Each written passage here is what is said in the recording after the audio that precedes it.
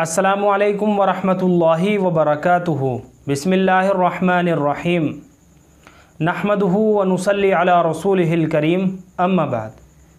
मोहतरम नाज़रीन हज़रात, एक सवाल किया गया है दो नामों के ताल्लुक़ से, और सवाल कुछ इस तरह से है कि तानिया और इलियाना नाम का मतलब बताइए प्लीज़। देखिए, तानिया अन्ना युअन्नी तानियतन से है, जिसके माना है लेट होना, सुस्त होना, मुअख्खर होना।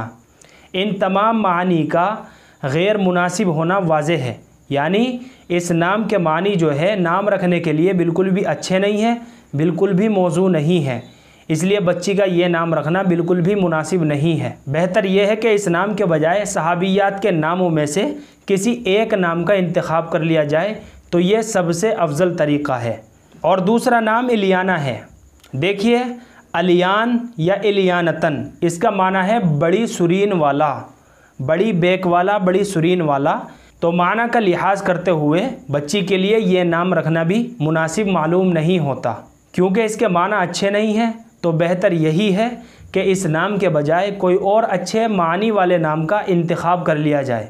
नामों के ताल्लुक़ से ये बात हमेशा हम लोगों को अपने जहन में रखनी चाहिए कि जब भी अल्लाह रब्बुल इज़्ज़त हमको औलाद की नेमत से नवाजे, तो सबसे बड़ा फ़रीज़ा जो वालिदैन के ऊपर आयद होता है वो ये होता है कि वालिदैन उसका अच्छा नाम तजवीज़ करें।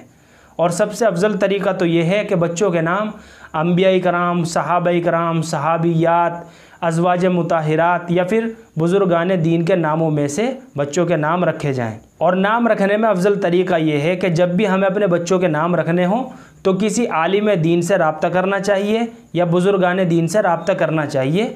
उसके बाद जो है उनसे पूछकर अपने बच्चों के नाम रखने चाहिए। तो ये इलियाना और तानिया, ये बच्चियों के नाम नहीं रखे जा सकते, क्योंकि ये नाम बिल्कुल भी मुनासिब नहीं है और नामों के असरात बच्चे की ज़िंदगी के ऊपर भी पड़ते हैं। इसलिए हमेशा यही कोशिश करनी चाहिए कि बच्चों के अच्छे नाम रखे जाएं। मुझे उम्मीद है कि आप सभी हज़रात को अच्छी तरह समझ में आ गया होगा। अल्लाह हम सब को सुन्नत व शरीयत पर पाबंद फरमाए। फ़क़त वल्लाहु आलम।